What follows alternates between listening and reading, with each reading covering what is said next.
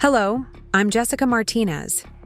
2 weeks before my wedding, my parents kicked me out of the house where I was supposed to get married because my pregnant sister needed my childhood bedroom for her nursery. They said family sacrifices for family, and since I was getting married anyway, I didn't need a place in their home anymore. What they didn't know was that for 5 years, I'd been paying the premiums on their life insurance policies. When they chose my sister over me, I made a choice, too. Some decisions change everything, and this is the story of how I learned that blood doesn't always mean loyalty. Before we jump back in, tell us where you're tuning in from. And if this story touches you, make sure you're subscribed, because tomorrow I've saved something extra special for you. The morning started like any other Saturday in my small apartment in Midtown Sacramento. Sunlight filtered through the gauze curtains I'd hung last spring, casting soft patterns across the hardwood floors Michael and I had refinished together when I first moved in. The smell of coffee drifted from the kitchen where my ancient drip machine gurgled its way through another pot of the dark roast that kept me functional during parent-teacher conferences and late-night lesson planning. I was Jessica Martinez, 28 years old, and I taught 3rd grade at Jefferson Elementary School. My students called me Miss Martinez, and their parents trusted me with their most precious gifts 5 days a week. I lived for those moments when a struggling reader finally decoded a sentence, when the shy kid raised their hand for the first time, when learning clicked and wonder spread across 8-year-old faces like sunrise. Teaching wasn't the most glamorous career, but it fed something deep in my soul. The salary was modest, but I'd learned to stretch every dollar, a skill I'd developed early watching my parents juggle bills and mortgage payments throughout my childhood. I drove a reliable Honda Civic with 200,000 miles, kept my apartment simple but clean, and saved every penny I could toward the future Michael and I were building together. Michael Thompson was everything I'd never dared to hope for.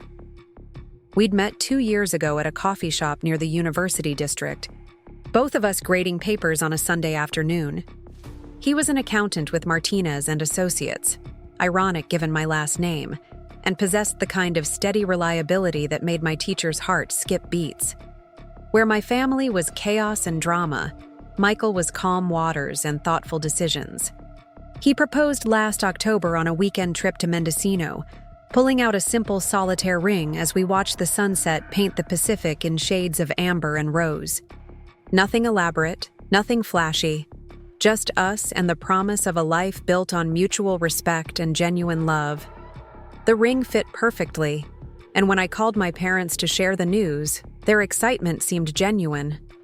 Planning the wedding had been a labor of love. We'd decided on a small ceremony in my parents' backyard on Maple Street, continuing a Martinez family tradition that stretched back to my grandmother's generation. The old oak tree where my father had hung a swing when I was 7 would provide natural shade for our 50 guests. I'd researched vendors, tasted cakes, and spent countless evenings addressing invitations by hand because it felt more personal. My parents, Linda and Bob Martinez, had raised me and my younger sister Amanda in that modest ranch house in Elk Grove. Dad worked maintenance for the school district while Mom managed the front desk at a dental office. They weren't wealthy, but they'd provided stability and love, or so I'd believed. Looking back, I realized the love came with conditions I was too young to recognize. Amanda was 3 years younger and had always been the star of our family constellation. Where I was steady and responsible, she was vibrant and impulsive. Where I brought home straight A's and teacher commendations, she brought home stories of adventures and near misses that somehow became endearing family legends. I was the daughter who helped with dishes and homework without being asked. Amanda was the daughter who made life interesting. As we grew older, the pattern deepened. When Amanda crashed Dad's car during her senior year, it became a funny story about learning experiences. When I dented a fender in college, I worked extra shifts at the campus bookstore for 3 months to pay for repairs. When Amanda dropped out of community college, my parents worried about her finding her path. When I graduated with honors and immediately found a teaching position, it was expected. I told myself these differences didn't matter. Families weren't about keeping score. and I genuinely loved my sister despite her tendency to drift through life while others cleaned up her messes. But deep down, in places I didn't like to examine too closely, resentment had been growing like moss on the north side of a tree. The insurance policies had started 5 years ago when both my parents experienced health scares within months of each other. Dad had chest pains that turned out to be stress-related, but the emergency room visit revealed high blood pressure and borderline diabetes. Mom discovered a lump during a routine mammogram that thankfully proved benign, but the weeks waiting for results aged all of us. I was the one who researched life insurance options, comparing policies and premium costs while my parents worried about their mortality, and Amanda planned a girls' trip to Las Vegas. The math was straightforward. 2 policies of $200,000 each, with monthly premiums totaling $400. It seemed reasonable for the peace of mind it would provide. When the agent asked about beneficiaries, my parents listed me as primary without hesitation. I'd always been the responsible one, the daughter who could be trusted with important decisions. Amanda was added as secondary beneficiary, but everyone understood I would be the one handling arrangements when the time came. The surprise came when my parents admitted they couldn't afford the monthly premiums on their current income. Dad's hours had been cut due to budget constraints, and Mom's dental office had reduced staff. $400 might as well have been $4,000 given their financial stress. Without really thinking about it, I offered to cover the payments. I was single, living in a small apartment, and my teacher's salary was steady, if not spectacular. $400 a month meant fewer dinners out and a longer timeline for saving for a house down payment, but protecting my parents seemed worth any sacrifice. They accepted my offer with gratitude that felt genuine. Mom cried a little, and Dad gripped my shoulder in that awkward way he showed affection. We set up automatic payments from my checking account, and I filed the policy documents in the small metal filing cabinet I'd bought at a garage sale. 5 years passed. I never missed a payment, never complained when the premiums increased slightly, never questioned the arrangement even when my own finances were tight. Preparing and narrating this story took us a lot of time, so if you are enjoying it, subscribe to our channel. It means a lot to us. Now back to the story. The policies became background noise in my life, like paying rent or buying groceries. I was protecting my family, ensuring they could leave something behind despite their modest means. Amanda, meanwhile, continued her pattern of launching and landing back at home. She tried cosmetology school but quit when the chemistry class proved too challenging. She worked retail for a while but couldn't handle the holiday rush. She dated a series of men who seemed nice enough but never quite motivated her toward independence. 2 years ago, she moved back home with Tyler Chen, a soft-spoken guy who worked construction sporadically and played video games extensively. My parents welcomed them both, converting the den into a second bedroom and adjusting to having 4 adults sharing a 3-bedroom house. I visited for family dinners and holidays, sleeping on the living room couch when I stayed overnight. Tyler seemed harmless enough, though his work ethic reminded me uncomfortably of Amanda's approach to responsibility. He talked about starting his own contracting business someday, about flipping houses and building wealth, but most evenings found him on the couch with a controller while Amanda scrolled through social media beside him. When Amanda announced her pregnancy last spring, the family celebration felt forced. She and Tyler weren't married, had no savings, and no steady income between them. But my parents focused on the joy of becoming grandparents, buying baby clothes and researching cribs while I wondered privately how they planned to support a child. Wedding planning intensified through the summer and into fall. Michael and I had chosen November for our ceremony, partly because the weather in Northern California remained pleasant, partly because it gave us time to save money for our honeymoon. We'd booked a small reception hall for dinner, arranged for a string quartet, and ordered flowers from a local nursery. The guest list was simple: immediate family, close friends, a few colleagues from school and Michael's office, 50 people who mattered to us, gathering to witness our commitment in the backyard where I'd played as a child. The symbolism felt important, marrying surrounded by the tree that had sheltered my childhood games and the garden where my mother had taught me to plant tomatoes. But as November approached, something shifted in my parents' demeanor. Conversations about wedding. Logistics became strained. Mom started making comments about how cramped the house felt with Amanda and Tyler living there. Dad mentioned that the backyard needed work before it would be suitable for a wedding ceremony. I offered to pay for yard improvements, just as I'd offered to handle most wedding expenses. Michael and I had saved carefully, and we wanted to minimize any financial burden on my parents. But their responses felt lukewarm, as if they were tolerating rather than embracing our plans. 3 weeks before the wedding, Amanda's belly had grown prominent enough to require maternity clothes. She'd moved with the careful movements of someone carrying precious cargo, and my parents hovered around her with protective attention that was both sweet and concerning. Tyler had been laid off from his latest construction job, adding financial stress to pregnancy hormones and crowded living conditions. That's when the comments started. Casual observations about how I'd be moving in with Michael after the wedding. Anyway, questions about whether we really needed such an elaborate ceremony when money was tight for everyone. Suggestions that perhaps a simple courthouse wedding would be more practical given the circumstances. I deflected these conversations, assuming they stemmed from pre-wedding jitters and the natural anxiety that surrounds major family events. Michael and I had worked too hard planning our celebration to downsize now, and the thought of canceling seemed unthinkable after months of preparation. The first real warning came during a family dinner 2 weeks before the wedding. I'd brought takeout from Rosie's Kitchen, the local diner where we'd celebrated family milestones for as long as I could remember. We were eating fried chicken and discussing final wedding preparations when Amanda suddenly burst into tears. She was overwhelmed, she explained through sobs. The pregnancy was harder than she'd expected. Tyler was stressed about work, and living with my parents while planning for a baby felt impossible. The house was too small, too crowded, too noisy for someone who needed rest and peace during this crucial time. My mother immediately went into comfort mode, rubbing Amanda's shoulders and making soothing sounds. Dad looked uncomfortable, but nodded along when Mom suggested they needed to find a solution that worked for everyone. I offered to help research affordable apartments, thinking they meant Amanda and Tyler needed their own place. That's when Mom delivered the blow that would change everything. Amanda needed space and stability during her pregnancy, she explained.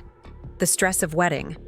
Preparations and crowded living conditions weren't healthy for the baby. They'd been thinking about solutions, and the most logical answer was for Amanda and Tyler to take over my old bedroom permanently while I moved in with Michael a few weeks early. The suggestion hit me like cold water. My childhood bedroom, with its pale yellow walls and the window seat where I'd read countless books, would become Amanda's nursery. The wedding we'd planned for their backyard would proceed, but I'd no longer have a place in the family home afterward. I stared at my parents, waiting for someone to acknowledge how absurd this sounded. Michael and I weren't even married yet, and they were already redistributing family space as if I'd ceased to exist as their daughter. But Amanda's tears continued. Tyler nodded earnestly about needing stability for their growing family, and my parents presented their decision as generous problem-solving rather than rejection. The conversation continued around me while I processed what was really happening. This wasn't about space or convenience or even Amanda's pregnancy. This was about priorities, about whose needs mattered most in the Martinez family hierarchy. My sister's unplanned pregnancy with an unemployed boyfriend ranked higher than my carefully planned wedding and adult independence. I drove home that night in silence, Michael's hand warm on my knee as he let me work through my thoughts without pressure to share them. The familiar streets of my childhood neighborhood blurred past while I tried to understand how my parents could so casually erase my place in our family home. Back in my apartment, I sat at the small dining table where Michael and I shared breakfast each morning and opened my laptop. I wanted to research my options, to understand what rights I might have regarding the wedding plans and family expectations. But instead, I found myself staring at the automatic payment confirmation for the insurance premiums. $400 every month for 5 years. $24,000 I'd paid to protect my parents' legacy, to ensure they could leave something meaningful behind despite their modest income. Money that represented restaurant meals, foregone, vacations postponed, and careful budgeting during lean teaching salary months. For the first time in my life, I began to wonder what exactly I was protecting. The next morning brought a text from Amanda that felt like salt in an open wound. She'd sent photos of nursery decorations she was considering, pastel animals and cloud mobiles that would look perfect in the bedroom where I'd grown up. Her message bubbled with excitement about creating the perfect space for her baby, complete, with heart emojis and exclamation points. No acknowledgement that this perfect space currently belonged to someone else. No recognition that her gain represented my loss. Just pure enthusiasm about redecorating my childhood sanctuary for her convenience. I showed the text to Rachel Kim, my closest friend since college, and the person I trusted most outside of Michael. We met for coffee at our usual spot near the University, where students hunched over laptops and the Wi-Fi was reliable enough for grading papers. Rachel had known my family for years and had never been afraid to voice opinions about their dynamics. She'd watched me cover restaurant bills when my parents came up short, seen me buy Amanda birthday presents I couldn't afford, and observed the subtle ways I'd been trained to prioritize everyone else's needs above my own. Her reaction to the bedroom situation was immediate and unfiltered. This wasn't about pregnancy accommodation or space constraints, she insisted. This was about my parents choosing the child who demanded the most attention over the child who demanded nothing at all. Amanda got the bedroom because Amanda made her needs impossible to ignore, while I'd spent years proving I could be satisfied with whatever scraps remained. The clarity of Rachel's perspective was both validating and devastating. I'd been telling myself that family meant sacrifice, that love required flexibility, that responsible people adapted to changing circumstances. But Rachel forced me to see what I'd been avoiding. My parents weren't asking for flexibility. They were demanding erasure. That afternoon, I called the insurance company to check on the policies. I told myself I was simply confirming the details, making sure everything was in order for the future. But as I listened to the agent recite premium amounts and beneficiary information, a different possibility began forming in my mind. I was the primary beneficiary because I'd proven myself trustworthy and responsible, but I was also the person paying for that privilege, month after month, year after year. What would happen if the person funding their security blanket decided she no longer wanted to provide that service? The agent confirmed what I already knew. As the policyholder responsible for premium payments, I had the right to make changes to the policies, including cancellation, at any time. The process was straightforward: a written request, a brief waiting period, and then the coverage would end. I thanked him for the information and hung up without making any changes. But the knowledge sat in my chest like a secret weapon, something I could deploy if necessary, but hoped I'd never need to use. 2 days later, my parents called a family meeting to discuss wedding logistics and living arrangements. They'd presented their decision about the bedroom as a done deal, but apparently wanted to address any concerns I might have about the transition. Their tone suggested they expected gratitude for including me in discussions about my own displacement. Michael and I drove to Maple Street together, my stomach tight with dread about what new revelations awaited. The house looked smaller than I remembered, the yard more cramped, the whole property somehow diminished by the weight of everything I now understood about my place in the family structure.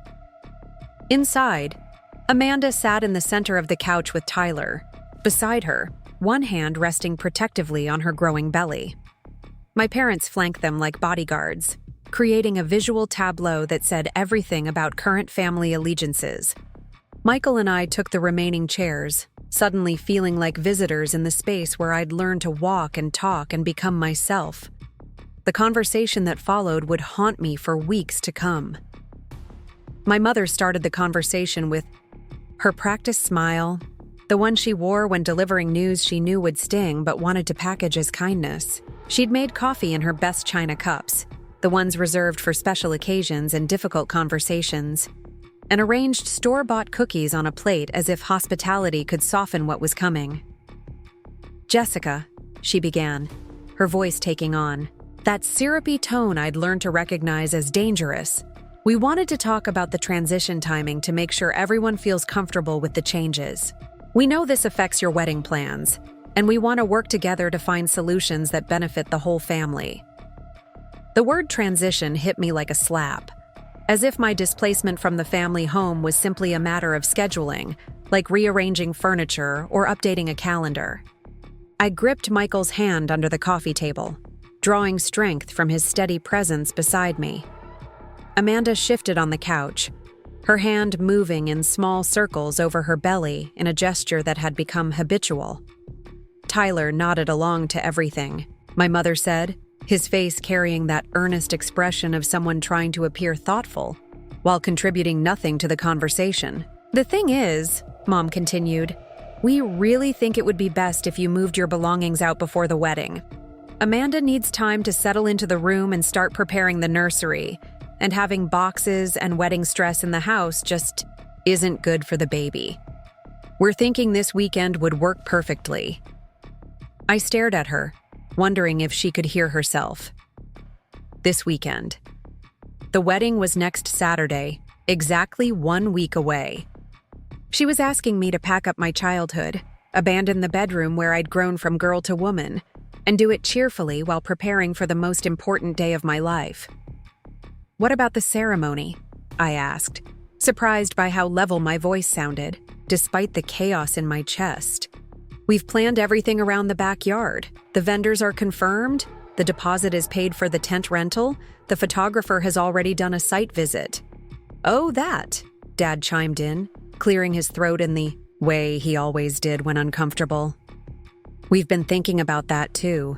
The yard really isn't in great shape for a wedding right now. The sprinkler system's been acting up, and there are some brown patches that would look terrible in photos. Maybe it would be better to move the ceremony somewhere else. Somewhere else." 7 days before the wedding. After months of planning centered around the oak tree where 3 generations of Martinez women had exchanged vows. After hiring vendors who'd designed their services around the specific layout of their property. After sending invitations with their address to 50 guests who'd arranged their Saturday around, celebrating in this exact location. I felt Michael's hand tighten on mine, a silent anchor keeping me grounded while my family systematically dismantled everything I'd built my future around.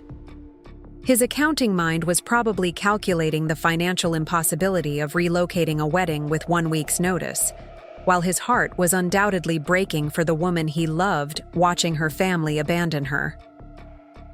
Amanda finally spoke, her voice carrying that breathy quality she'd perfected whenever she wanted something. "Jess, I know this seems sudden, but we're really worried about the stress levels. My doctor says pregnancy hormones make everything feel more intense, and with Tyler being unemployed right now, we just need some stability. The baby has to come first, you know. The baby has to come first. Not the baby is important or we're excited about becoming parents, or even we hope you understand. The baby, this collection of cells that existed only in Amanda's womb, had somehow become more important than the daughter who'd spent 28 years proving her worth to this family. I looked around the room, taking in the faces of people I'd loved unconditionally for my entire life, and realized they were strangers. These weren't the parents who'd cheered at my college graduation or the sister who'd asked me to help her with algebra homework. These were people who'd decided my needs were negotiable, while theirs were fundamental. The silence stretched until Mom felt compelled to fill it with more explanations. "We found a lovely venue that might still have availability," she said, pulling out her phone with the efficiency of someone who'd been researching alternatives. "There's a community center near the river that does events. It's nothing fancy, but it would work for a simple ceremony. Nothing fancy. A community center. For the wedding I'd been planning and saving for since Michael proposed. The wedding that was supposed to mark the beginning of our life together, reduced to nothing fancy because my pregnant sister needed my bedroom for her nursery. Michael finally spoke, his voice carefully controlled in the way I'd learned meant he was furious but trying to stay diplomatic. With respect, we've put deposits down with vendors who've planned around this specific location. The photographer, the string quartet, the caterer who's designing the menu around outdoor serving logistics. Moving the venue isn't just inconvenient, it's financially devastating. Tyler shifted uncomfortably, perhaps recognizing that someone was finally addressing the monetary reality of their demands. But my parents exchanged a look that I'd seen countless times throughout my childhood. The look that meant they'd already decided something and were just waiting for everyone else to accept it. "Well," Dad said, "that's unfortunate about the deposits, but family has to adapt when circumstances change. Amanda's pregnancy wasn't planned, but now that it's happening, we all need to adjust our expectations. Jess has always been the flexible one. She'll figure something out." The flexible one. Translation: the one who bends until she breaks, who sacrifices until there's nothing left, who smiles while others take what they want from her life.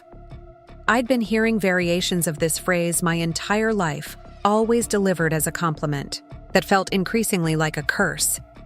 I stood up slowly, my legs unsteady, but my mind suddenly crystal clear. Michael rose beside me, his hand finding the small of my back in a gesture of support that reminded me I wasn't alone in this room of people who'd forgotten how to value me. "I need some air," I said, walking toward the sliding door that led to the backyard where I'd planned to marry Michael in 7 days. Behind me, I could hear my mother starting to say something about not being dramatic, but her voice faded as I stepped outside into the November afternoon. The backyard looked exactly as I'd envisioned it for the ceremony. The oak tree stretched its bare branches against the gray sky, creating natural architecture that no venue could replicate. The lawn was green and healthy despite Dad's claims about brown patches. The space held decades of family memories, barbecues and birthday parties, and lazy summer afternoons that had shaped my understanding of home. Michael joined me under the tree, wrapping his arms around my waist as I leaned back against his chest. We stood there in silence, both of us processing the magnitude of what had just happened inside. My family hadn't just asked me to move out. They'd asked me to disappear, to minimize my presence so thoroughly that even my wedding became an inconvenience to be managed rather than a celebration to be embraced. "How long have they been planning this?" Michael asked quietly, his breath warm against my ear. This wasn't a spur-of-the-moment decision. They've thought this through, maybe talked about it for weeks. I'd been wondering the same thing. When had my parents looked at their pregnant daughter and unemployed future son-in-law and decided the solution was to erase their other daughter from the family equation? When had Amanda's needs become so paramount that my existence became optional? The sliding door opened behind us, and I turned to see Amanda approaching with careful steps, her hands protectively cradling her belly. She wore the expression I'd seen countless times throughout our childhood, the one that appeared whenever she'd done something questionable and needed to manage the aftermath. "Jess?" she said, her voice carrying that wheedling tone that used to work when we were kids fighting over toys or television channels. "I know you're upset, but you have to understand how hard this is for me. I never expected to get pregnant, and now everything feels so overwhelming. Tyler's been looking for work, but construction jobs are scarce right now, and living with Mom and Dad while trying to prepare for a baby is just so stressful." I listened to her recitation of difficulties, each one presented as if it were my responsibility to solve. Amanda had always been skilled at transforming her poor choices into everyone else's emergencies, and pregnancy had apparently amplified this talent rather than inspiring personal growth. "I never asked you to get pregnant, Amanda," I said, my voice carrying an edge I rarely allowed into family conversations. I never asked you to move back home with a boyfriend who can't hold a job. And I certainly never agreed to give up my place in this family so you could have a nursery." Her eyes filled with tears, the weapon she'd wielded effectively since childhood whenever someone challenged her behavior. But I'd watched this performance too many times to be moved by it now. Behind the tears was calculation, the strategic deployment of emotion designed to make me feel guilty for having boundaries. That's really cruel, Jess. I thought you'd be excited about becoming an aunt. I thought you'd want to help me create a beautiful space for your nephew or niece. Instead, you're acting like my pregnancy is some kind of personal attack on you. The manipulation was so blatant I almost laughed. She'd managed to transform her eviction of me from my childhood bedroom into my failure to embrace my role as an aunt. My refusal to cheerfully disappear became evidence of my selfishness rather than her entitlement. Michael stepped slightly forward, his body language shifting into protective mode. "Amanda," he said, his accountant's voice carrying the tone he used with clients who tried to justify questionable financial decisions. "Having a baby doesn't give you the right to take over someone else's living space. Jess isn't obligated to sacrifice her home because you made choices that led to housing instability." Amanda's tears increased, but now they carried an edge of anger that revealed her true feelings about being challenged. She wasn't used to anyone refusing to accommodate her needs, especially not the sister who'd spent decades proving her loyalty through constant sacrifice. "Fine," she said, her voice rising to the pitch that had always summoned parental intervention. "If that's how you really feel about your own family, then maybe it's better that you move out anyway. Maybe we'll all be happier without someone around who keeps score of every little thing. Every little thing. My bedroom, my wedding venue, my place in the family home where I'd grown up. All reduced to little things that didn't matter because Amanda's immediate comfort took precedence over everything else." The sliding door opened again, and my parents emerged wearing matching expressions of parental authority. They'd clearly been watching through the window, waiting for the right moment to intervene in a conversation that was spiraling beyond Amanda's ability to control. "That's enough," Mom said, her voice carrying the finality that had ended countless childhood arguments. "We're not going to stand here and fight about decisions that have already been made. Jessica, you're a grown woman about to be married. It's time to start your own family instead of clinging to your childhood bedroom. Start my own family." As if marriage meant severing all connections to the people who'd raised me. As if becoming Michael's wife required abandoning my identity as their daughter. The phrase revealed more about their understanding of family than any argument could have. Dad nodded along, playing his familiar role as Mom's supporting actor. "Your mother's right, Jess.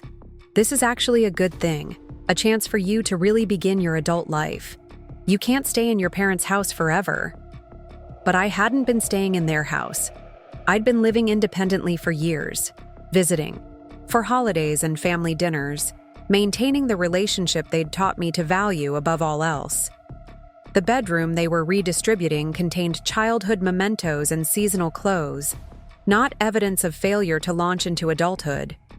The conversation was becoming surreal, a theater of justification where my family rewrote history to cast my displacement as personal growth. I felt like Alice falling down the rabbit hole, watching familiar people transform into characters I didn't recognize. "I'll pack my things this week," I said, my voice sounding hollow even to my own ears. "But the wedding is staying here as planned. We've paid deposits, booked vendors, and sent invitations. I'm not relocating my ceremony because you've decided to prioritize Amanda's nursery over your other daughter's life event." Mom's expression hardened, the mask of maternal concern slipping to reveal something colder underneath. "Jessica, I think you're being unreasonable. A wedding is one day. Amanda's baby is forever. We need to think about what's really important here. What's really important? My wedding. The culmination of months of planning and years of dreaming, reduced to one day that didn't matter compared to Amanda's reproductive choices. The message was clear. My milestones were optional while hers were sacred. Michael's hand found mine, his fingers intertwining with mine in a gesture that reminded me I had allies in this fight. Together, we represented a united front against people who'd forgotten how to value the woman he'd chosen to marry. "The wedding happens here as planned," he said, his voice carrying quiet authority that surprised everyone, including me. "We have contracts, deposits, and legal obligations to vendors who've designed their services around this location. If you want to discuss family living arrangements, that's between you and Jess. But you don't get to destroy our wedding because you've made impulsive decisions about bedroom assignments." Tyler finally spoke, his voice carrying the defensive tone of someone who recognized he was partially responsible for the crisis, but didn't want to acknowledge it. "Look, man, we're just trying to do what's best for everyone. This isn't personal against you guys." Michael's laugh was sharp and humorless. "You're asking us to relocate our wedding with 1 week's notice because you need Jessica's childhood bedroom for a nursery. How is that not personal?" The question hung in the air, exposing the absurdity of their position in a way that made further justification impossible. We were standing in the backyard where 3 generations of Martinez women had been married, arguing about whether the 4th generation would be allowed the same privilege. I looked at my parents, really looked at them, trying to find traces of the people who'd raised me to believe family meant unconditional love and mutual support. But their faces carried the expressions of people who'd made calculations I couldn't understand, who'd weighed their daughter's needs and found one more valuable than the other. "Fine," I said, the word coming out with finality that surprised everyone, including myself. "The wedding will happen here as scheduled, but after next Saturday, don't expect me to pretend this didn't happen. Don't expect me to show up for family dinners and act like everything is normal. And don't expect me to keep paying for insurance policies on people who've made it clear I'm expendable." The last sentence slipped out before I could stop it, revealing a card I hadn't meant to play quite yet. But the looks on my parents' faces told me they understood exactly what I meant. For 5 years, I'd been quietly funding their life insurance policies, paying $400 monthly to ensure their financial legacy, the policies that listed me as primary beneficiary, the coverage that represented $24,000 of my sacrifices. Mom's face went pale, her confident demeanor cracking for the first time during the entire conversation. The insurance policies. In all their calculations about bedroom assignments and wedding relocations, they'd apparently forgotten about the daughter who'd been protecting their financial futures while they planned to erase her from their family present. "Jessica," she said, her voice suddenly uncertain, "let's not say things we might regret later. We can work this out like adults. Like adults." The phrase felt laughable coming from people who'd spent the afternoon trying to manipulate me into disappearing from my own life. Adults didn't kick their daughters out to accommodate their other daughters' poor planning. Adults didn't try to relocate weddings with 1 week's notice because nursery decoration had become urgent. "I'm going home," I said, turning toward the house to collect my purse and Michael's jacket. "We have a wedding to prepare for, whether it's convenient for you or not." As we walked through the house toward the front door, I caught a glimpse of the hallway that led to my childhood bedroom. The door was closed, but I could imagine Amanda mentally redecorating the space that had sheltered my dreams and adolescent fears. By next weekend, the pale yellow walls would probably be painted nursery pink or blue, my window seat replaced by a changing table. In the car, Michael and I drove in silence toward my apartment, both of us processing what had just happened. The familiar streets of Elk Grove passed by, but everything looked different now, tainted by the knowledge that my childhood home was no longer mine to claim. Back in my small living room, I sat on the couch that had become my refuge from family, chaos, and tried to make sense of what I'd learned about the people who'd raised me. For 28 years, I'd believed family meant loyalty, sacrifice, and unconditional love. But this afternoon had revealed a different truth. Family meant whatever the most demanding member decided it meant. Michael made tea while I stared at my laptop, the screensaver cycling through photos of happier times. Pictures from last Christmas, summer barbecues, Amanda's birthday celebration where I'd paid for dinner because she was between jobs again. Evidence of a family dynamic I'd finally recognized as unsustainable. The insurance policy documents sat in my filing cabinet, 3 feet away but suddenly feeling like the most powerful weapons in my arsenal. For 5 years, I'd been protecting people who'd apparently been calculating how to minimize my importance in their lives. The irony was too sharp to ignore. My phone buzzed with a text from Amanda. "I know you're mad, but please think about what's really important here. Family sticks together through hard times. Don't let pride ruin relationships that matter. Family sticks together." The phrase felt like acid in my mouth. Family apparently meant I stuck to them while they felt free to discard me whenever convenience required. The relationships that mattered were the ones that benefited them, while mine remained perpetually optional. Michael sat beside me on the couch, his presence a reminder that I wasn't alone in recognizing the toxicity of what I'd just experienced. His family lived across the country, but they called regularly, sent birthday cards that arrived on time, and had driven 18 hours to attend our engagement party last spring.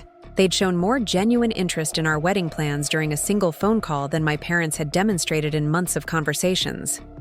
I opened my laptop and logged into my online banking account, scrolling to the automatic payments section where the insurance premiums appeared monthly like clockwork. $400 every month for 60 months. Money that could have funded countless date nights with Michael, weekend getaways, or the larger wedding we'd considered. Before deciding to keep things modest, the payment for December was scheduled to process in 2 weeks, right after our wedding. Perfect timing for a wedding gift to myself, I thought grimly. The gift of financial freedom from people who'd forgotten how to value my contributions to their security. But first, there was a wedding to finish planning. Despite my family's attempts to derail the ceremony, Michael and I had worked too hard to let their dysfunction destroy what should be the happiest day of our lives. The vendors were confirmed, the decorations were ordered, and 50 people were planning to celebrate with us in the backyard, where I'd dreamed of exchanging vows since childhood. If my parents thought they could manipulate me into relocating, by creating family drama, they'd underestimated the woman they'd raised me to become. I was strong, independent, and capable of standing up for myself when necessary. Traits they'd praised when they benefited from them, but apparently hadn't expected me to use in defense of my own interests. The next morning brought a flurry of text messages from extended family members who'd apparently heard about the bedroom situation. Aunts and cousins offering opinions, advice, and varying degrees of support that revealed how deeply family gossip networks could spread overnight news. Most of the messages carried subtle pressure to accommodate Amanda's needs, phrased as gentle suggestions about family harmony and the importance of supporting new mothers. But between the lines, I could read the same message my parents had delivered. I was expected to be the flexible one, the one who bent to prevent family fractures. Only my cousin Maria, Dad's niece who lived in San Francisco, sent a message that acknowledged the absurdity of the situation. Heard about the bedroom drama. That's seriously messed up, Jessica. You deserve better than being kicked out for a nursery. Don't let them guilt you into thinking their poor planning is your problem. Maria's validation felt like water in a desert. Confirmation that at least one family member recognized manipulation when she saw it. But it also highlighted how isolated I'd become in my own family structure, the only person questioning dynamics that everyone else accepted as normal. Wednesday brought the first vendor crisis. The string quartet called to confirm setup logistics, specifically asking about electrical outlets near the oak tree for their amplification equipment. When I mentioned the potential venue change my parents had suggested, the cellist's voice carried barely concealed panic. "We don't have availability at other venues this weekend," she explained. "Our contracts and insurance are specific to outdoor performances at residential properties. A community center would require different equipment, additional fees, and frankly, we're not sure we could accommodate a change this late."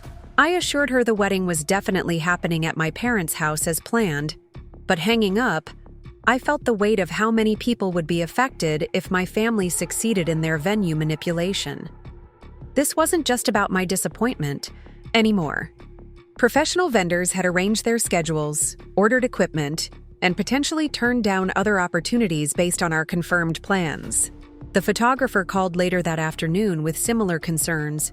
She'd scouted the property, planned her shots around the natural lighting near the oak tree, and coordinated with the caterer about setup logistics that were specific to the backyard layout.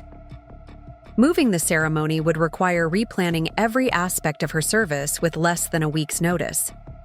Each conversation reinforced my determination to hold the line about the venue, but they also revealed how destructive my family's demands had become, extending far beyond personal disappointment to affect the livelihoods of people who'd committed to serving our celebration. Thursday evening, my mother called with one final attempt at manipulation disguised as maternal concern.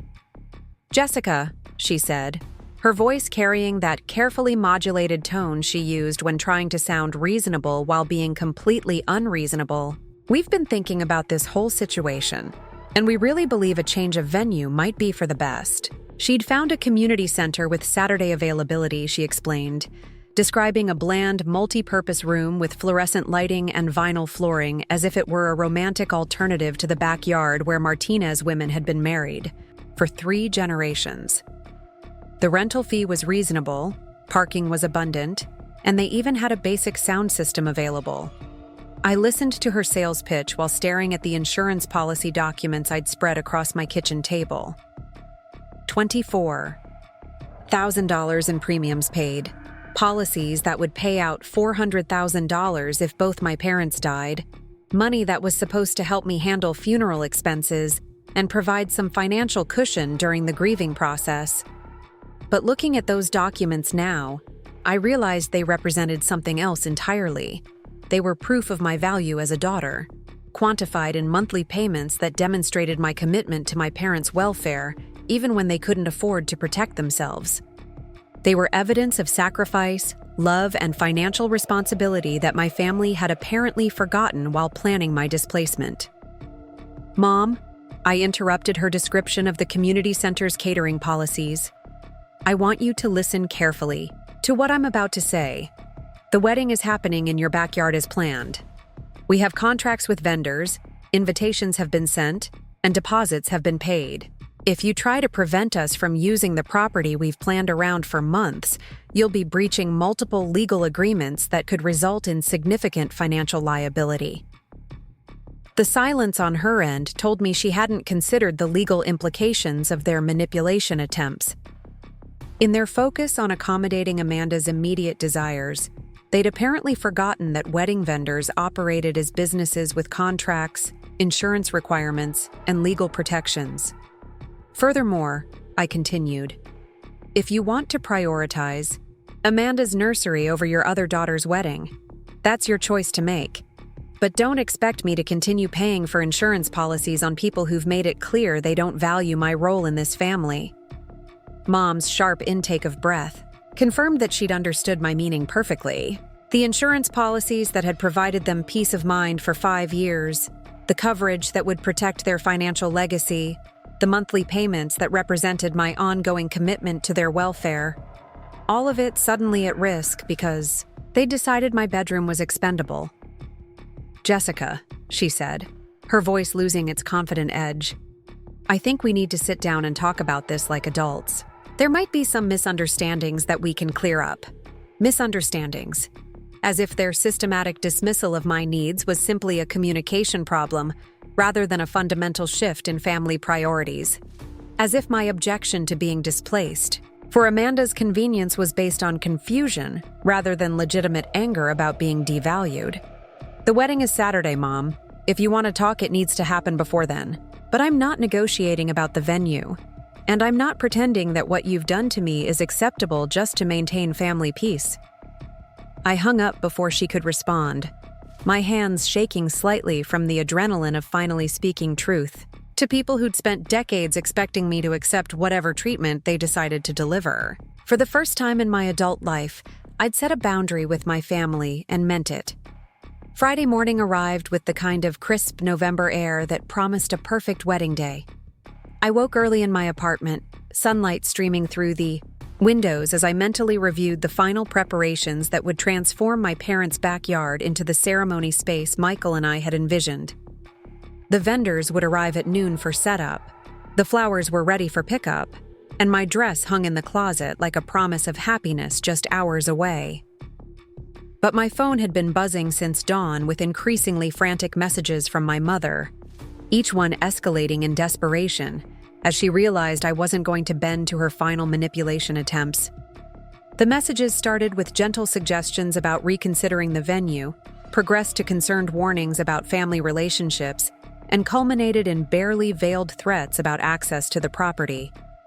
"Jessica, you're making a terrible mistake," read her latest text. "This is going to ruin everything for everyone. Think about what you're doing to this family." The irony was stunning. I was ruining everything by insisting on holding my wedding where we'd planned it for months. I was destroying family relationships by refusing to disappear quietly so Amanda could have my bedroom.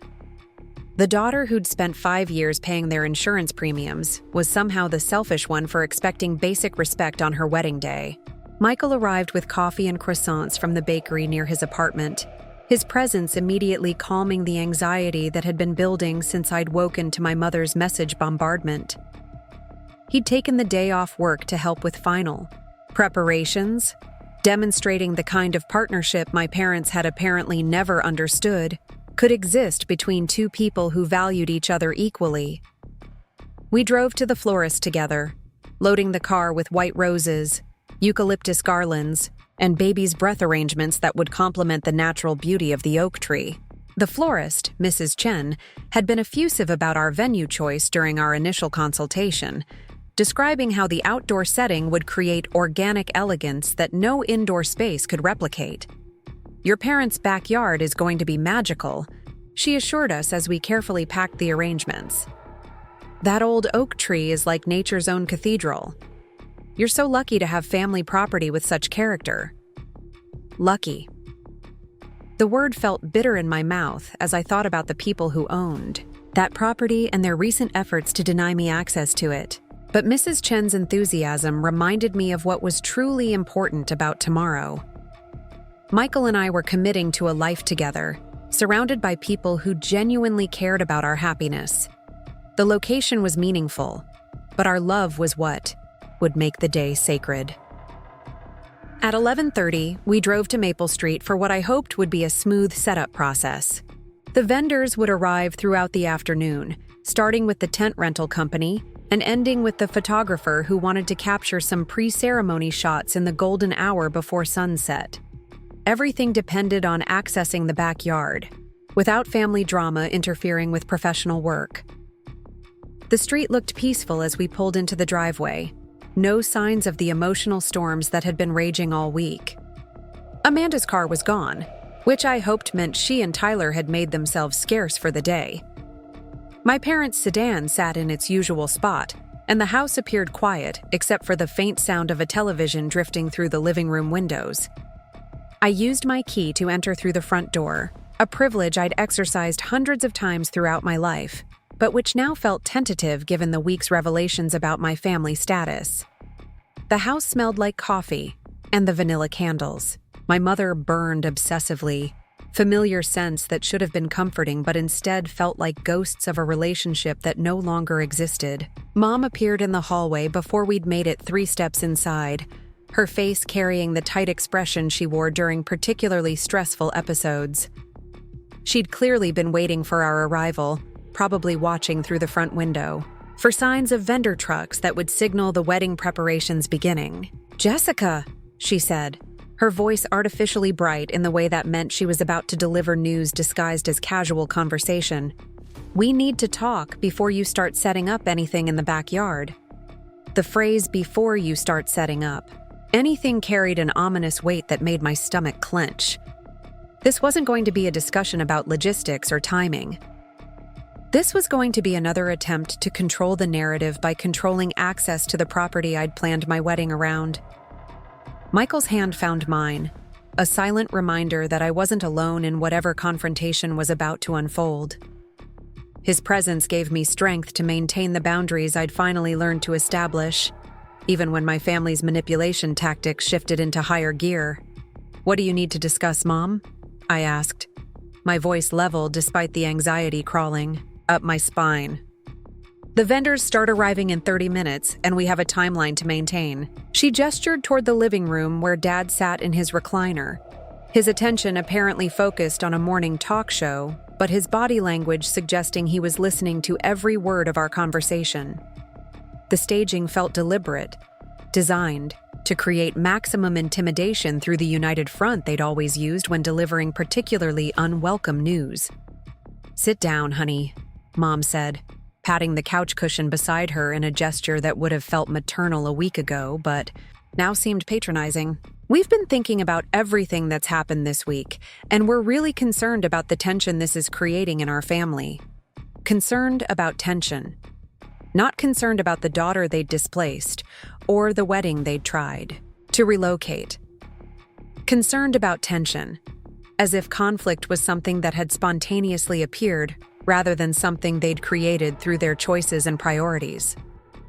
I remained standing, Michael beside me, both of us recognizing the power dynamics of refusing to be seated while receiving whatever ultimatum they'd prepared overnight. The living room suddenly felt too small, too warm, charged with the energy of a conversation that would either resolve our differences or permanently alter our relationships. "The thing is," Mom continued when I didn't accept her invitation to sit, "Amanda had a really rough night. She's been crying for hours about all the stress and conflict, and her doctor is worried that emotional upheaval isn't good for the baby. We think it might be better if we postponed the wedding until things settle down and everyone can enjoy the celebration." Postponed the wedding. 24 hours before the ceremony, with vendors scheduled to arrive momentarily, with 50 guests, planning to attend tomorrow afternoon, with a honeymoon booked and paid for, she was suggesting postponement because Amanda had spent the night crying about stress she'd created through her own demands. The audacity was breathtaking, but it revealed something important about my family's problem-solving approach. When their manipulation tactics failed to produce immediate compliance, they escalated to sabotage. If they couldn't convince me to relocate voluntarily, they'd make it impossible to proceed with the original plan. Michael stepped slightly forward, his accountant's training evident in the way he addressed the situation with facts rather than emotions. "Linda, with respect, postponement isn't an option at this point. We have binding contracts with vendors, 50 guests who've arranged their schedules, and significant deposits that would be forfeited. The financial implications alone would be devastating." Dad finally spoke from his recliner, his voice carrying the authoritative tone he'd used throughout my childhood to end discussions he found inconvenient. "Money isn't everything, Mike. Sometimes family has to come first, even when it costs something. Money isn't everything." Spoken by the man whose life insurance premiums I'd been paying for 5 years, whose mortgage I'd helped with during lean periods, whose car repairs I'd covered when emergencies arose. Money wasn't everything when other people were paying it, but it became critically important when he needed to access it. The vendor trucks would start arriving soon, and I realized my parents were attempting to create a crisis that would make setup impossible. If they could generate enough chaos and emotional manipulation, they might succeed in derailing the wedding through sheer obstruction rather than direct refusal of property access. I looked at my mother, really looked at her, trying to find traces of the woman who'd taught me to ride a bicycle and helped me with school projects throughout elementary school. But her face carried the expression of someone who'd made calculations that placed my happiness significantly lower on her priority list than Amanda's immediate comfort. "The wedding is happening tomorrow as planned," I said, my voice carrying a finality that surprised everyone in the room, including myself. "The vendors will set up this afternoon, the ceremony will take place under the oak tree, and our guests will celebrate with us in the backyard where 3 generations of Martinez women have gotten married." "Jessica," Mom said, her voice taking on the wounded tone she'd perfected for moments when people refused to comply with her manipulation. "You're being incredibly selfish. Can't you see how much stress this is putting on your sister? She's carrying your nephew or niece, and all this. Conflict is making her sick. My nephew or niece." The baby that existed only as a possibility in Amanda's womb had somehow become more real and important than the daughter standing in their living room defending her right to exist as a valued family member. The unborn child's theoretical needs trumped my actual ones, just as Amanda's immediate desires had always superseded my long-term plans. The first vendor truck pulled into the driveway with perfect timing, the tent rental company arriving exactly on schedule to begin transforming the backyard into our ceremony space. Through the front window, I could see two men in work uniforms unloading poles and canvas, professional equipment that represented binding contracts and scheduled deliveries. Mom's face went pale as she realized the setup process was beginning, whether she approved or not. The wedding had moved beyond family discussion into the realm of business obligations and legal commitments that couldn't be stopped by emotional manipulation. "You can't do this," she said, her voice losing its carefully controlled tone and revealing the panic underneath. "Amanda is upstairs crying. She can't handle construction noise and strangers in the backyard. This is going to make her sick. Then perhaps Amanda should spend the day somewhere else," Michael suggested with remarkable calm given the circumstances. "If the setup process is too stressful for her, she's welcome to visit friends or family until the work is completed." The suggestion was perfectly reasonable, but it revealed the fundamental flaw in my parents' justification strategy. If Amanda's stress was the primary concern, removing her from the situation would solve the problem. But their real goal wasn't protecting Amanda's emotional state. Their real goal was preventing my wedding from happening as planned. Dad finally stood up from his recliner, his movement deliberate and intimidating in the way he'd used throughout my childhood when discussions moved beyond words into demonstrations of authority. His face carried the expression I remembered from moments when he'd decided a conversation was over, regardless of whether resolution had been achieved. "Nobody is setting up anything in our backyard until this family situation gets resolved," he announced, his voice carrying the finality he'd always used to end childhood arguments. "This is our property, and we decide what happens here." Our property. The phrase hung in the air like a threat, finally revealing the legal reality that undermined all my planning and emotional investment. Despite the family tradition, despite months of preparation, despite the vendors arriving to fulfill their contracts, my parents owned the deed and could deny access if they chose to exercise that power. The tent rental workers knocked on the front door with professional courtesy, seeking permission to begin setup while their truck idled in the driveway. Dad answered with authority that left no room for misinterpretation, informing them that the event had been canceled and their services were no longer needed. I watched through the window as confusion spread across the workers' faces, followed by the resignation of people who'd encountered family drama disguised as business complications. They loaded their equipment back onto the truck with the efficiency of professionals who'd learned not to get involved in customer disputes.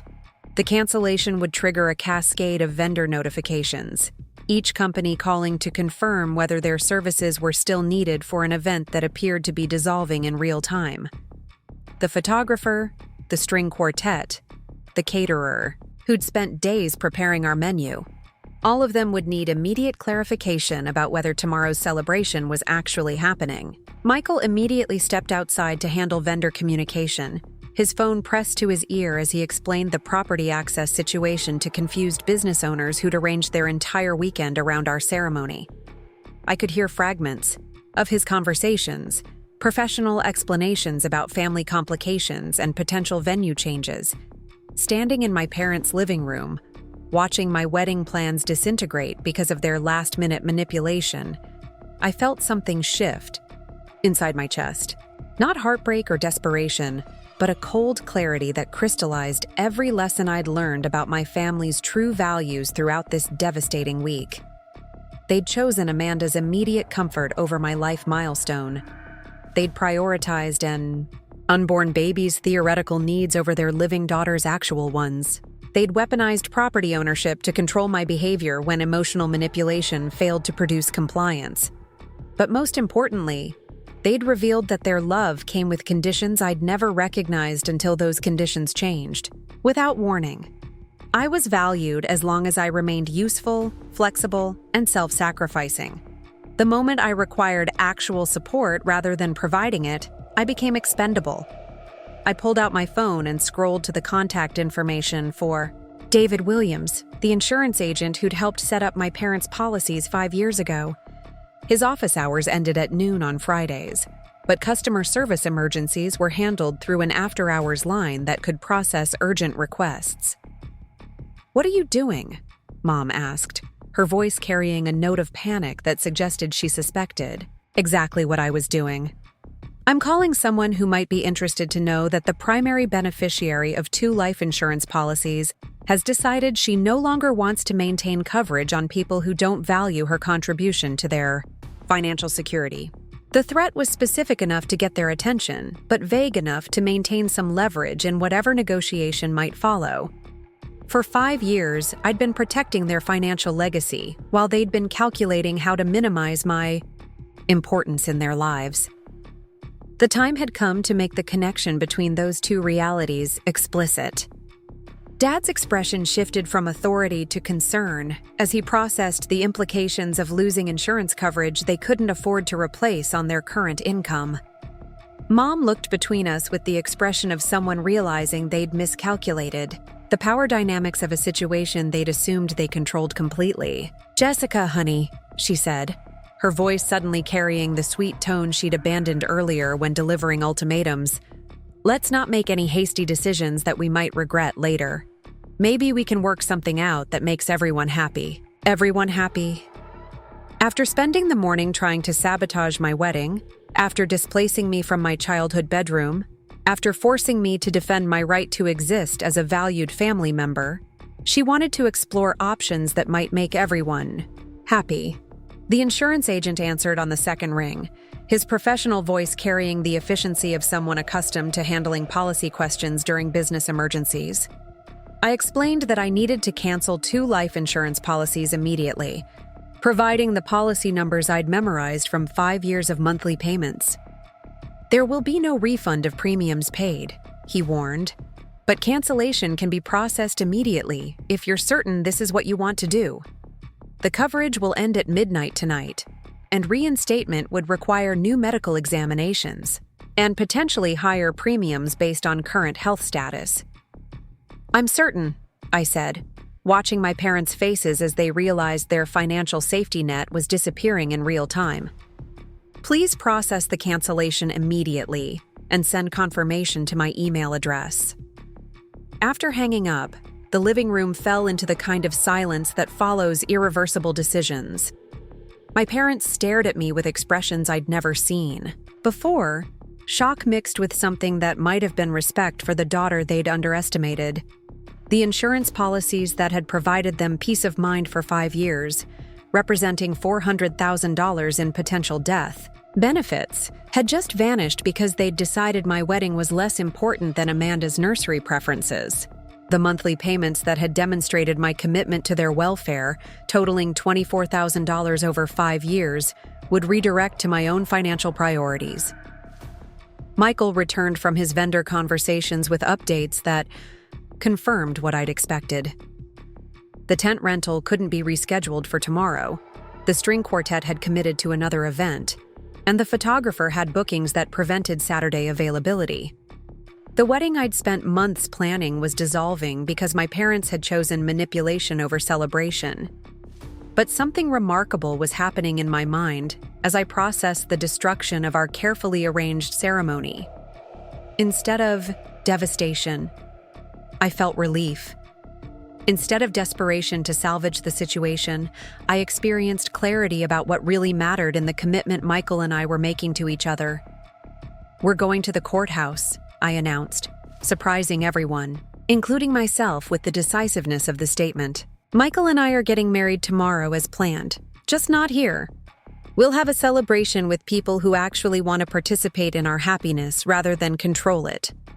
Michael's face lit up with understanding and support that reminded me why I'd chosen to build a life with him rather than continuing to sacrifice myself for people who couldn't recognize my value.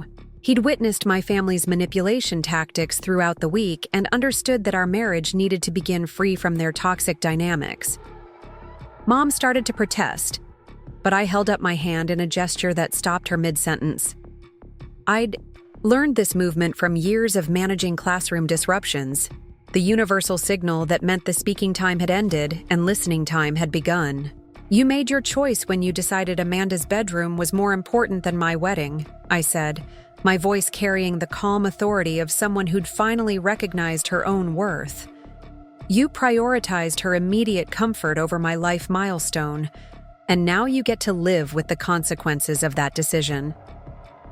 Dad opened his mouth to deliver another lecture about family obligations and financial responsibility, but the words died when he realized how hollow they sounded coming from someone who'd just lost insurance coverage he couldn't afford to replace. I walked to the front door, Michael beside me, both of us moving with the purpose of people who'd recognized when a situation had become irreparable.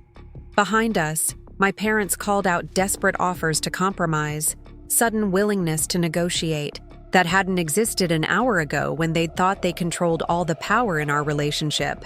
But their offers came too late, motivated by financial fear rather than genuine regret about the pain they'd caused. They weren't sorry about displacing me or manipulating my wedding plans. They were sorry about losing $24,000 in annual insurance premiums and $400,000 in death benefit coverage. As we drove away from Maple Street, I felt something I hadn't experienced in years: complete freedom from family expectations that had shaped my decisions since childhood. For the first time in my adult life, I could make choices based on my own values rather than constant calculations about keeping peace with people who'd never learned to value peace with me. Michael reached across the car to squeeze my hand, his touch grounding me in the reality of what we were building together. Tomorrow, we'd stand in front of a judge and make the same promises we'd planned to exchange under the oak tree, but we'd make them free from family manipulation and surrounded only by people who genuinely supported our happiness. The vendors would be disappointed, our guests would need notification, and the financial losses would sting for months. But we'd salvaged what mattered most: our commitment to each other and our refusal to begin married life under the shadow of people who couldn't celebrate our joy without trying to control it. My phone buzzed with a text from Amanda that perfectly captured the family dynamic I was finally escaping. "Now look what you've done, Jessica. Mom is crying and Dad is furious. Are you happy with yourself for destroying everything?" I deleted the message without responding and turned off my phone. Tomorrow was going to be about Michael and me, about the life we were choosing to build together, about the family we were creating based on mutual respect rather than manipulation and guilt. The insurance cancellation confirmation arrived in my email within minutes. Official documentation that my parents' financial safety net had disappeared as quickly as my childhood bedroom had been reassigned. $400,000 in coverage, gone because they'd decided my happiness was expendable, while Amanda's comfort was sacred. Looking out the car window at the Sacramento landscape passing by, I realized I wasn't driving away from my family. I was driving toward the life I deserved, the marriage I'd earned, and the future I was brave enough to claim despite their attempts to control it. The wedding dress hanging in my closet would still be worn tomorrow, just in a different location surrounded by different people. The vows Michael and I had written would still be exchanged, just without the backdrop of a family that had forgotten how to value the daughter who'd spent years proving her love through consistent sacrifice. Some stories end with reconciliation and forgiveness, with families learning to appreciate what they'd almost lost. But some stories end with recognition that love shouldn't require constantly proving your worth to people who've decided you're expendable. This was going to be one of those stories. And for the first time in years, I was perfectly content with that ending. Saturday morning dawned gray and overcast. The kind of November sky that threatened rain, but couldn't dampen the quiet excitement building in my chest. Michael and I had spent Friday evening in my apartment, calling our closest friends and family members to explain the venue change from backyard ceremony to courthouse wedding. The conversations revealed more about our relationships than years of casual interaction ever could. Rachel squealed with delight when I explained our decision, immediately offering to serve as witness and insisting that courthouse weddings were actually more romantic because they focused purely on the commitment between two people. Michael's parents, calling from their home in Ohio, expressed concern about the family conflict, but overwhelming support for our happiness above all other considerations. My cousin Maria, the one family member who'd validated my feelings throughout the week, drove down from San Francisco Friday night and slept on my couch so she could attend the ceremony. Her presence felt like a bridge between the family I was leaving behind and the one I was choosing to create. But the most revealing conversations were the ones that didn't happen. Extended family members who'd initially planned to attend suddenly discovered scheduling conflicts when they learned about the venue change and family drama. People who'd been eager to celebrate when it meant a backyard party with free food became mysteriously unavailable for a courthouse ceremony that would require choosing sides in a family dispute. Their absence hurt less than I'd expected, mainly because it clarified who genuinely cared about Michael and me versus who'd simply been planning to attend a social event. The guest list shrank from 50 to 12, but those 12 people represented authentic relationships built on mutual respect rather than family obligation. Michael and I had planned to spend our wedding morning apart, following the tradition about grooms not seeing brides before the ceremony. But given the unconventional circumstances, we decided that tradition mattered less than supporting each other through what had become the most emotionally complex day of our lives. He arrived at my apartment with coffee and the kind of pastries. That had become our Saturday morning ritual, bringing normalcy to a day that had veered far from our original vision. We sat on my small balcony watching Sacramento wake up, both of us processing how dramatically our wedding plans had evolved in the space of a week. The irony wasn't lost on either of us that the family conflict meant we'd be getting married exactly as we'd wanted when we first got engaged. A simple ceremony focused on our commitment rather than elaborate celebration designed to please extended family members who'd apparently been attending out of obligation rather than joy. My wedding dress hung on the bedroom door, a simple but elegant design that would work perfectly for a courthouse ceremony. I'd chosen it specifically because it felt like me, rather than like someone else's vision of what a bride should look like. The simplicity felt even more appropriate now that our wedding had stripped away everything except what truly mattered. At 10:30, my phone rang with a call from an unknown number. I almost didn't answer, but something made me pick up on the fourth ring. The voice on the other end was my mother's, but it carried a tone I'd never heard before, strained and desperate in a way that immediately put me on alert. "Jessica," she said, her words coming fast as if she'd rehearsed them but was afraid of losing courage before getting them out. "I need to tell you something important before you do anything irreversible today." Irreversible. The word choice was interesting, suggesting she still believed my decision to marry Michael at the courthouse rather than in their backyard was somehow impulsive rather than the logical conclusion of their own manipulative behavior. "What is it, Mom?" I asked, my voice carefully neutral while Michael listened from the kitchen where he was packing a small bag for our honeymoon weekend. "Amanda lost the baby," she said, the words falling like stones into the silence. "She started bleeding last night, and we had to rush her to the emergency room. The doctor said it was a miscarriage, probably caused by stress, and she's devastated. Tyler is barely holding himself together, and we're all just heartbroken about everything that's happened." The news hit me like cold water, washing away the anger and resentment that had been driving my decisions for the past week. Despite everything that had happened between Amanda and me, despite her entitled behavior and my parents' favoritism, she was still my sister.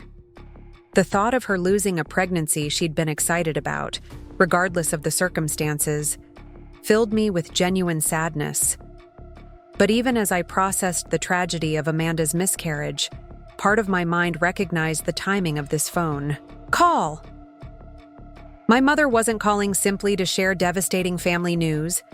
She was calling 2 hours before my wedding ceremony with information designed to manipulate my emotional state and possibly delay or cancel my marriage plans. "I'm sorry to hear about Amanda's loss," I said, meaning it despite everything else that was happening. "That must be incredibly difficult for her and Tyler." "She's asking for you," Mom continued, her voice gaining momentum as she sensed an opening in my emotional defenses. "She's been crying all night, saying she's sorry about the bedroom and the wedding, that she never meant to cause so much trouble. She needs her sister right now, Jessica. Family is all we have when things get this hard. Family is all we have." The phrase that had been weaponized against me throughout the week, now deployed again with the added weight of genuine tragedy to make refusal seem heartless. My mother was asking me to prioritize Amanda's emotional needs on my wedding day, just as she'd asked me to prioritize Amanda's housing needs the week before. The manipulation was sophisticated and brutal, using real grief to pressure me into abandoning my boundaries and returning to the family dynamic that had required my constant self-sacrifice. If I refused to rush to Amanda's bedside, I'd be the selfish sister who chose her own happiness over family crisis. If I delayed my wedding to provide comfort, I'd be proving that my parents could still control my life through emotional emergency. "I'll send flowers to the hospital," I said, my voice gentle but firm. "And I'll call Amanda this evening after the ceremony to offer my support. But Michael and I are getting married today as planned." The silence on my mother's end stretched long, enough to suggest she'd expected immediate capitulation rather than conditional sympathy. She'd deployed her most powerful manipulation tactic, genuine family crisis, and I'd responded with compassion that didn't include abandoning my own life plans. "Jessica," she said, her voice taking on the wounded tone she'd perfected for moments when people refused to comply with her expectations. "I can't believe you'd prioritize a courthouse wedding over your sister's grief. She needs you right now more than Michael does. Michael needs me every day for the rest of our lives, Mom. Amanda needing me for one crisis doesn't negate the commitment I'm making to my future husband today." The clarity of that statement surprised me as much as it apparently surprised her. For years, I'd been trained to view family emergencies as automatic priorities that superseded any personal plans I might have made. But Amanda's miscarriage, tragic as it was, didn't create an obligation for me to abandon my wedding day. I could support my sister's grief without sacrificing my own happiness. I could offer comfort without returning to a family dynamic that had required me to be endlessly available for other people's crises, while my own milestones were treated as optional. After hanging up, I sat on my couch for several minutes processing the conversation and its implications. Amanda's pregnancy loss was genuinely sad, the kind of heartbreak that no woman should have to endure regardless of the circumstances surrounding the conception. But the timing of my mother's call, the specific framing of Amanda's needs, and the implicit pressure to delay my wedding all suggested that even tragedy was being weaponized in service of family control. Michael emerged from the bedroom wearing the charcoal gray suit he'd chosen for our ceremony, looking handsome and solid and reassuring in a way that reminded me why I'd chosen to build a life with him rather than continuing to sacrifice myself for people who couldn't recognize my value. "Everything okay?" he asked, reading my expression with the intuition that came from 2 years of learning each other's emotional rhythms. I told him about Amanda's miscarriage and my mother's call, watching his face cycle through sympathy, concern, and finally recognition of the manipulation tactics at play. His response reminded me why I'd fallen in love with him in the first place. "That's heartbreaking for Amanda and Tyler," he said, his voice carrying genuine sadness about their loss. "Do you want to postpone the ceremony so you can be with your family during this crisis?" The question was offered without pressure or agenda, a genuine invitation for me to choose my own priorities without guilt or manipulation. He was willing to delay our wedding if I genuinely believed Amanda needed my immediate support. but he was also confident enough in our relationship to know that my choice would be based on authentic feelings rather than family obligation. "No," I said, the word coming out with certainty that surprised us both. Amanda's grief is real and devastating, but my presence at the hospital wouldn't change her medical situation or heal her emotional pain. What she needs is time to process the loss with Tyler and professional support from her doctors. What I need is to marry you today and start our life together as we planned. The decision felt clean and clear, based on actual assessment of what would help Amanda rather than automatic compliance with family expectations. I could send flowers, call later to offer support, and be available for genuine sisterly comfort without abandoning my own life plans in response to crisis. We drove to the courthouse together, Michael's hand warm and steady on mine as Sacramento's downtown landscape passed by the windows. The building looked solid and official, its stone facade suggesting the gravity of legal commitments made within its walls. This wasn't the romantic oak tree ceremony I'd initially envisioned, but it carried its own dignity and significance. Rachel and Maria were waiting on the courthouse steps along with Michael's best friend David, who'd driven down from Roseville to serve as his witness. Behind them stood Mr. and Mrs. Patterson, our next-door neighbors who'd become like surrogate grandparents since we'd been together, and Jenny Martinez, one of my teaching colleagues who'd become a genuine friend rather than just a workplace acquaintance.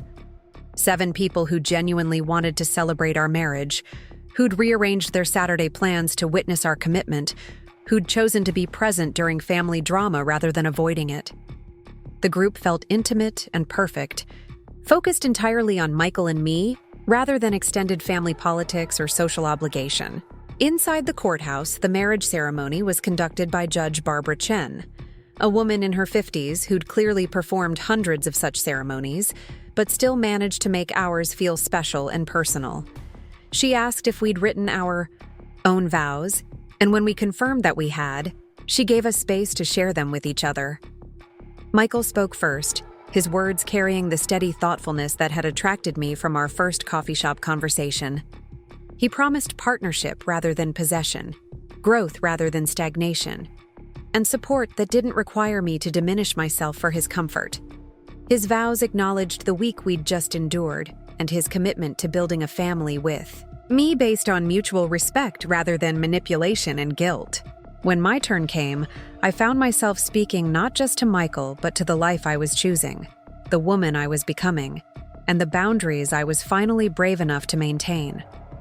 I promised to prioritize our marriage over family pressure, to choose honesty over peacekeeping, and to build a home where love didn't require constant proof through self-sacrifice.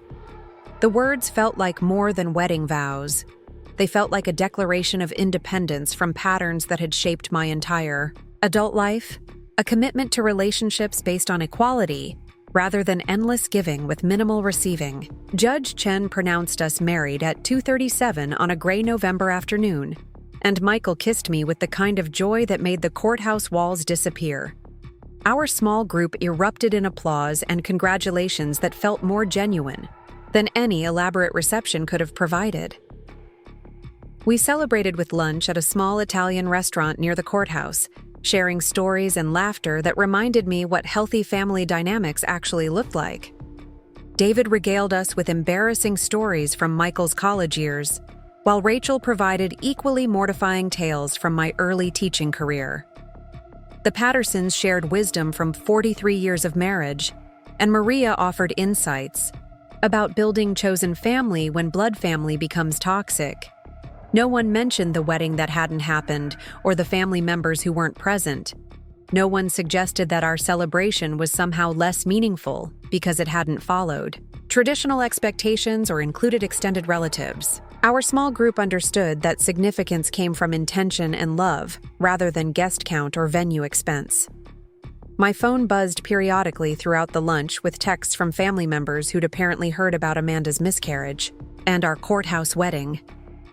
Most of the messages carried subtle pressure to prioritize family crisis over personal celebration, suggesting that celebrating marriage while Amanda grieved was somehow callous or inappropriate.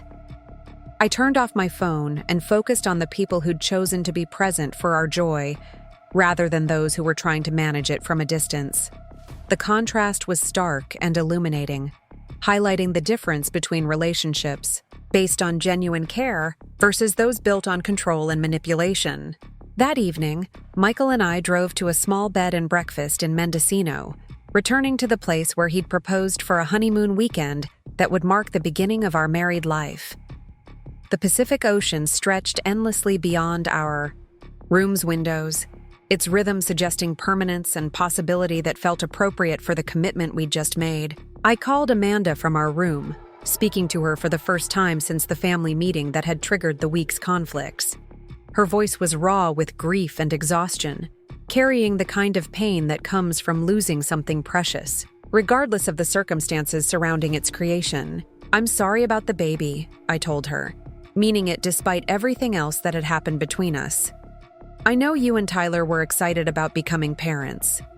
Her response surprised me with its honesty and self-reflection. "I'm sorry too, Jess. About the bedroom, about the wedding, about making everything so complicated when you were just trying to celebrate something beautiful. The stress of fighting with you probably contributed to losing the baby, and I'll have to live with that for the rest of my life." The conversation that followed was the most honest we'd shared since childhood, both of us acknowledging patterns that had damaged our relationship while expressing genuine love underneath the dysfunction. Amanda admitted that she'd always resented my academic success and responsible behavior, feeling like she could never measure up to the daughter who'd seemed to effortlessly earn parental approval.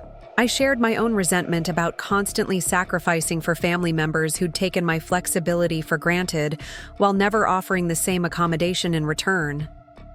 We talked about the ways our parents had pitted us against each other rather than teaching us to support each other's different strengths and challenges. The conversation didn't solve decades of family dysfunction, but it created space for understanding that hadn't existed before. Amanda was grieving more than just her pregnancy loss.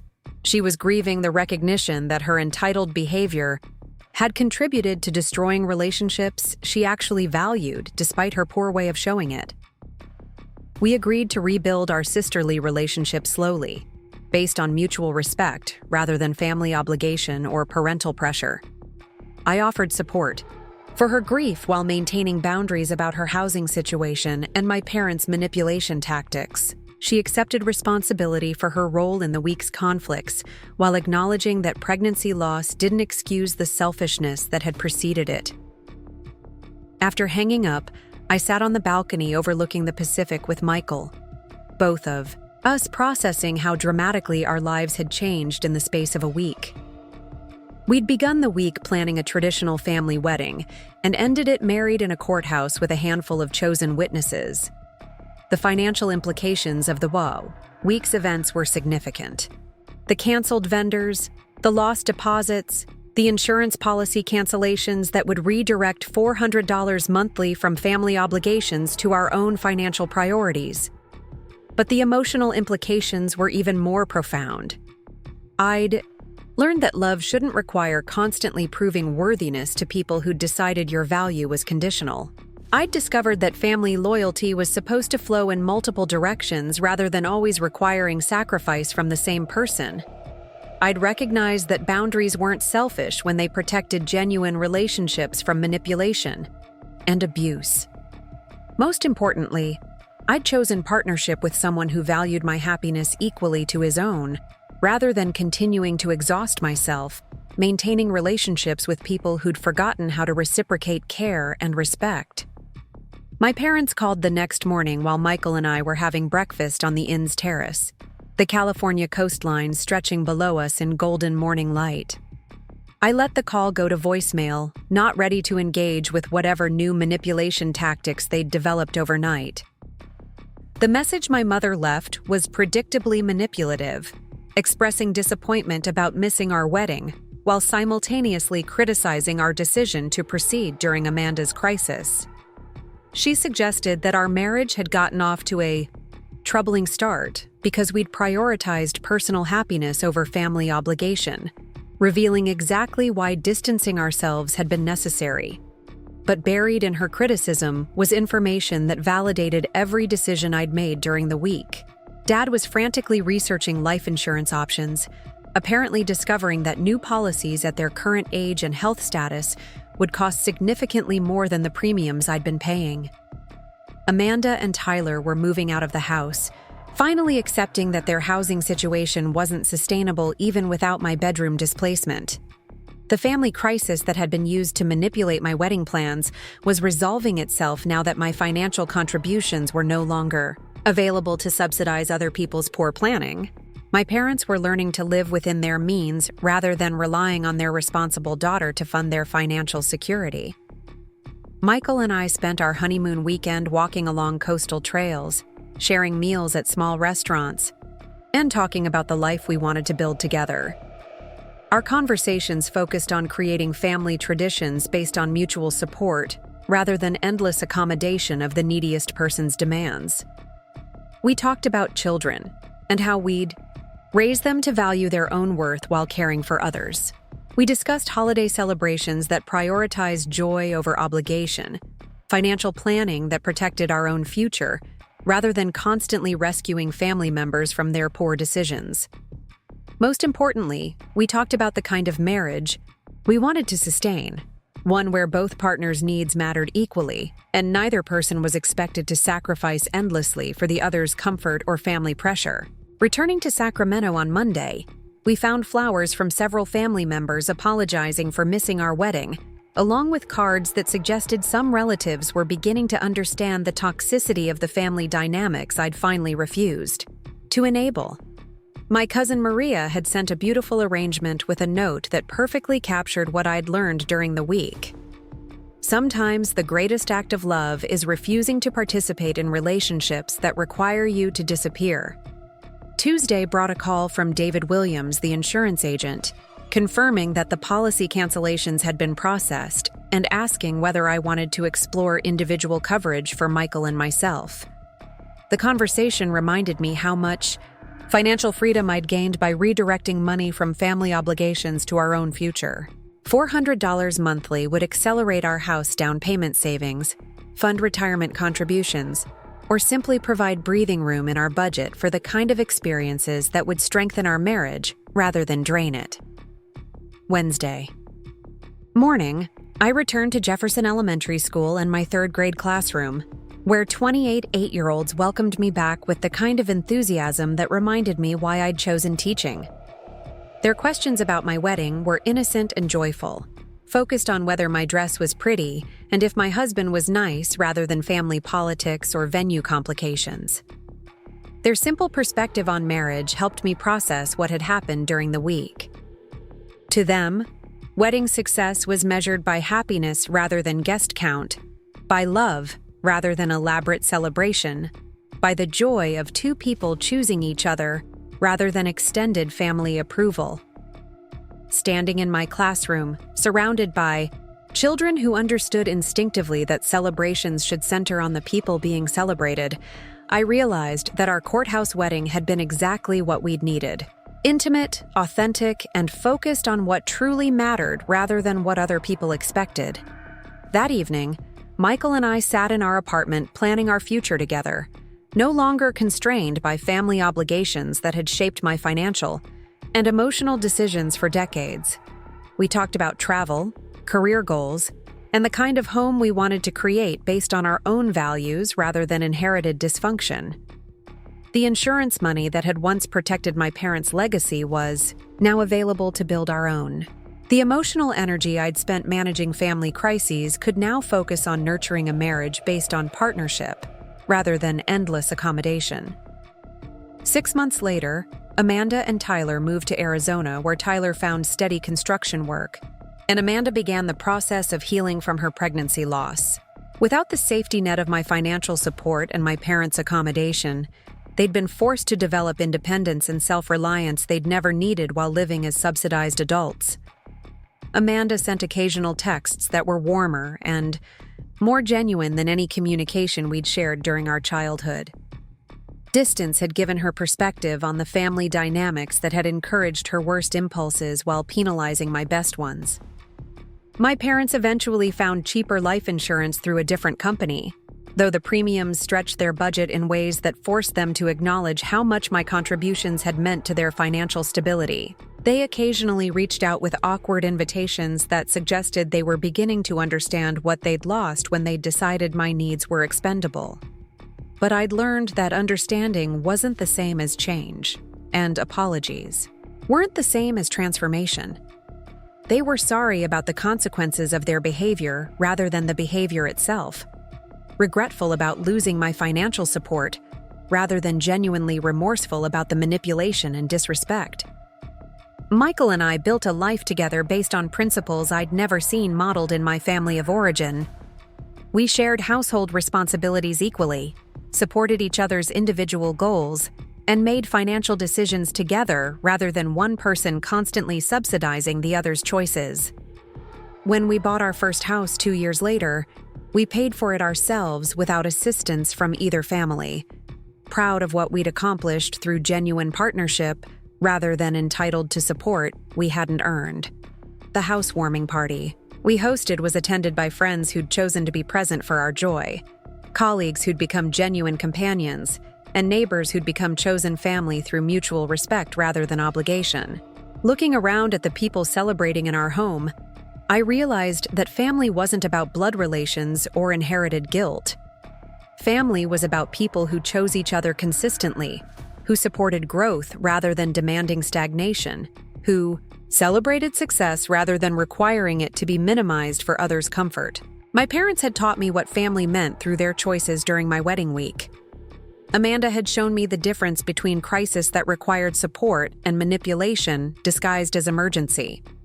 My extended relatives had revealed who cared about my happiness versus who'd simply been attending social events. But most importantly, I'd learned that I deserved relationships where my value wasn't constantly questioned, where my contributions were appreciated rather than expected, where my happiness mattered as much as anyone else's comfort. The woman who'd started that week planning a backyard wedding while paying her parents' insurance premiums had become someone who understood that love shouldn't require constant proof, that family loyalty should flow in multiple directions, and that the strongest marriages are built by people brave enough to choose each other over everyone else's expectations. Michael and I celebrated our 5-year anniversary last month with a small ceremony under an oak tree in our own backyard, surrounded by friends who'd supported us through the years. It was the wedding we'd originally dreamed of, but better because it was earned rather than inherited, chosen rather than obligated, celebrated by people who genuinely wanted us to succeed. Some stories end with family reconciliation and healing. Others end with recognition that growth sometimes requires leaving toxic patterns behind and building new traditions based on healthier values. This was our story, and we were proud of the life we'd built by choosing love that didn't require us to diminish ourselves for other people's comfort. Up next, you've got 2 more standout stories right on your screen. If this one hit the mark, you won't want to pass these up. Just click and check them out.